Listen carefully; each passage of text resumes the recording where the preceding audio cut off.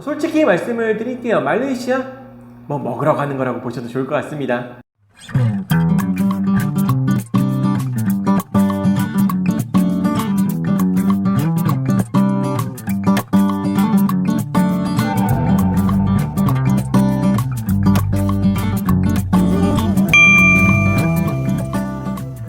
2024년 11월 제가 드디어 장기 여행 프로젝트, 동남아의 장기 여행 프로젝트의 마지막 편이자 네 번째 이야기인 말레이시아로 여행을 떠나게 되었습니다. 이번 영상에서는 제가 말레이시아의 여행에 대한 어떤 모습을 좀 보여드리기보다는 제가 말레이시아는 처음 가보거든요. 그렇다 보니까 말레이시아에 대해서 간단하게 정리를 좀 할 필요가 있었는데, 말레이시아는 어떤 나라이고 그리고 어떤 모습을 볼 수 있는 곳이며 어떤 특징이 있는지에 대한 정리가 좀 필요했다라고 봐주시면 되겠고, 그런 정리한 내용을 영상으로 만든 거라고 보시면 되겠습니다. 쉽게 말씀드린다면 말레이시아 여행 이론편 정도로 보시면 될 것 같은데, 그래서 말레이시아 여행을 가시기 전에 이 정도는 알고 가면 좋지 않을까. 말레이시아라는 나라가 어떤 나라고 어떤 화폐를 쓰고 그리고 어떤 여행 포인트가 있는지 이런 것들을 좀 참고하시라고 이번에 영상을 만든 거니까요.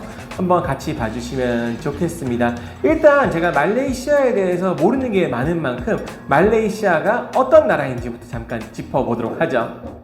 말레이시아라는 나라의 지도를 살펴보면 나라가 두 개의 지역으로 나눠져 있는 걸 확인할 수가 있습니다. 서부 본토 쪽을 말레이 반도라고 불리고요. 동부 쪽은 이제 보르네오 섬 북부라고도 불리웁니다. 보르네오 섬의 그 북부 쪽에 말레이시아 나라가 있는 거죠. 남부에는 인도네시아가 자리하고 있습니다. 보르네오 섬 쪽은 정글이 많아서 해변 지역 위주로 발달을 했고, 그렇다 보니 그 보르네오 섬 쪽에는 인구가 전체 20%밖에 되지 않아요. 그래서 말레이시아 인구의 80%는 서부인 말레이 반도 쪽에 살고 있다라고 보시면 되겠습니다. 말레이시아 최고의 휴양 명소라고도 알려진 코타키나발루 또한 동부의 보르네오 섬 쪽에 위치하고 있습니다. 실제로 두 지역은 1963년이 되어서야 한 나라가 되었고요. 현재까지도 그 두 지역 간에 지역 감정이 있다고 할 정도라고 하니까 이런 점도 알고 계시면 좋겠죠. 이번 여행에서는 동부는 가지 않고 서부 본토 말레이 반도 지역 쪽만 여행을 할 예정입니다. 서부 본토 쪽에는 수도인 쿠알라룸푸르가 있고, 유네스코 세계문화유산에 등재된 도시 말라카, 그리고 페낭이나 랑카위 같은 섬 여행지도 위치하고 있습니다. 본토 기준 북부에는 태국, 남부에는 인도네시아와 싱가포르이 인접해 있고요. 과거 영국 식민지 시대를 겪었던 나라인지라 당시의 인도인들도 많이 넘어와서 살고 있습니다. 또한 중국 사람들도 많이 있는데 말레이시아 사회 전반에 영향을 많이 끼친다고도 알려져 있죠. 그렇기 때문에 말레이시아는 다양한 인종이 다양한 문화를 가지고 사는 그런 나라라고 볼 수 있고요. 종교 또한 말레이시아인들 상당수가 이슬람교를 믿고 있지만 다민족의 나라인 만큼 불교나 힌두교 등의 사원들도 많이 볼 수 있습니다. 기본적으로는 말레이어라는 언어를 사용하지만 지역적 그리고 민족적 특성 때문에 영어나 중국어도 어느 정도 통하는 편이에요. 동남아시아의 여러 나라들 중에서 잘 사는 나라에 속하는 말레이시아는 싱가포르나 기름이 많이 나는 브루나이와 같은 나라를 제외하면 1인당 국민소득이 다른 동남아시아 국가들에 비해 높은 편이에요. 그렇다 보니 물가가 태국이나 베트남에 비해서는 좀 비싼 편이라고는 하는데, 최근 물가가 미쳐버린 한국에 비해서는 낮은 편이죠. 현지식 식사 위주로 한다면은 여행을 위한 금전적인 예산은 약간 비싼 동남아시아 국가 정도로 이해할 수 있는 범주입니다. 하지만 술 가격 같은 경우에는 동남아시아 국가 물가라고는 믿기 어려울 정도로 비싼 편이에요. 여기에는 종교적인 이유나 세금 같은 게 이유가 될 수 있겠죠. 화폐는 링깃이라는 단위를 사용하고 2024년 10월 초 매매 기준율 1링깃이 320원 정도입니다.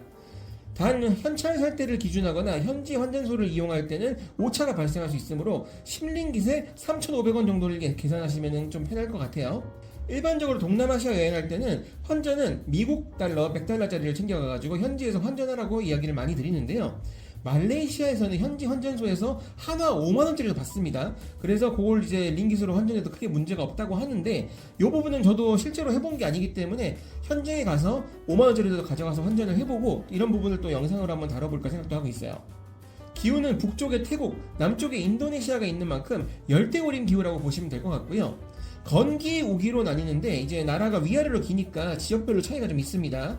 알려져 있기로는 쿠알라룸푸르는 11월부터 3월까지가 우기, 페낭 같은 북부 쪽은 4월에서 11월까지가 우기라고 알려져 있는데, 제가 여행 가는 시기가 11월이에요. 그렇기 때문에 이 시기는 건기에서 우기, 우기에서 건기로 바뀌는 시기라고 보시면 되거든요. 저는 이런 시기를 이제 껴있는 달, 뭐 이렇게도 표현을 하는데, 아무래도 건기 우기와는 관계없이 제가 가는 시기에는 운 좋으면 비 안 오고 운 없으면 비가 오고 뭐 그럴 수 있을 것 같아요.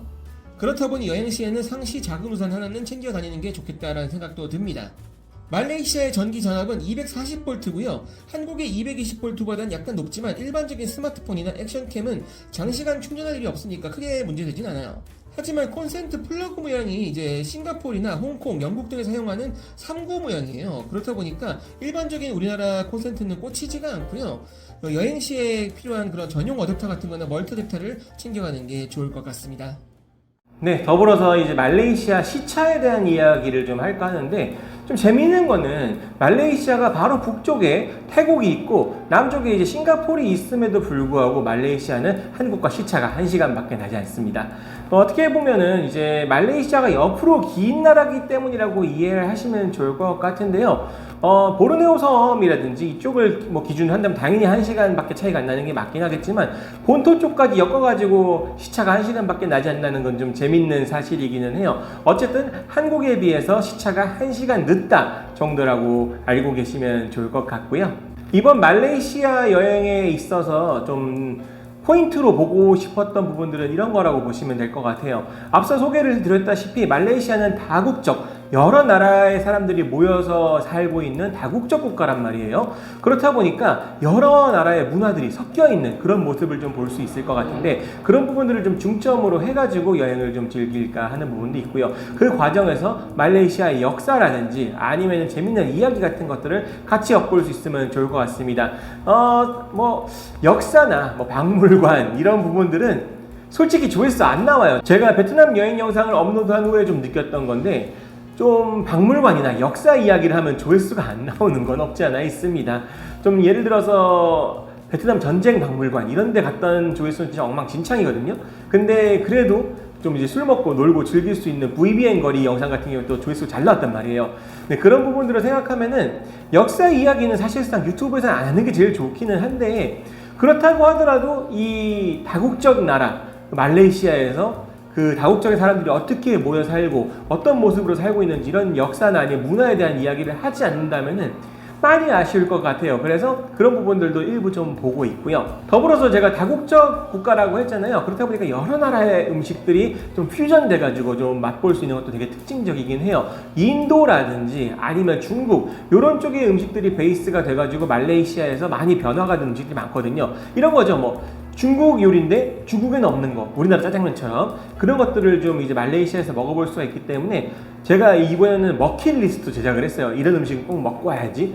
그래서 음식에 대한 부분들도 좀 중점적으로 많이 다뤄볼까 합니다. 말레이시아가 미식의 국가라고는 하지만 뭐랄까 미식이라고 해서 뭔가 되게 맛있는 음식이 있다기보다는 다양한 종류 그리고 다양한 퓨전 요리들을 먹어볼 수 있다는 그런 점에서 조금 더 좀 중점을 두면 좋지 않을까 생각이 들어요. 뭐 솔직히 말씀을 드릴게요. 말레이시아 뭐 먹으러 가는 거라고 보셔도 좋을 것 같습니다.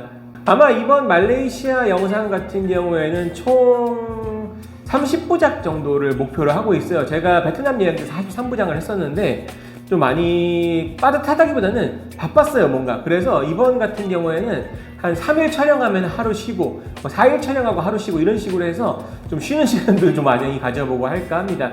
여행이 다 좋기는 한데 너무 빡세게 움직이니까 이게 여행인지 아니면 내가 진짜 무슨 방송국 PD처럼 촬영 나온 건지 좀 헷갈릴 정도더라고요. 최근에 업로드한 방콕 여행 영상 보셨으면 아시겠지만 제가 4박 동안에 16편을 찍었단 말이에요. 진짜 미치는 줄 알았어요.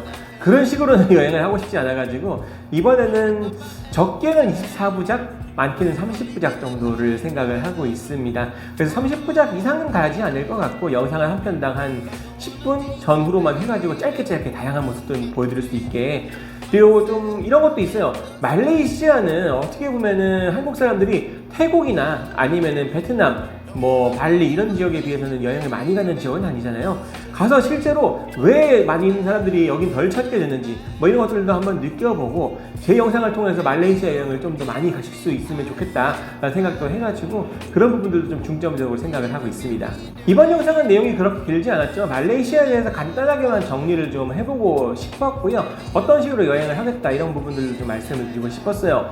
장기 프로젝트로서는 이번이 마지막 여행이 될 것 같아요. 한 달씩 가는 여행에 대해서는 마지막이 될 것 같고, 그리고 말레이시아 편까지만 주 2회 업로드를 진행할 예정입니다. 말레이시아 편이 끝나면은 그 다음부터는 주 1회만 영상이 업로드 될 거니까 이 점도 알고 계시면 좋을 것 같아요. 나중에 공지로 한 번 더 말씀을 드리긴 할 겁니다. 그만큼 이번 말레이시아 여행은 제가 아직 출발 전이긴 한데 좀 공을 많이 들일 생각을 하고 있으니까 좀 기대도 많이 해주시면 좋을 것 같고요.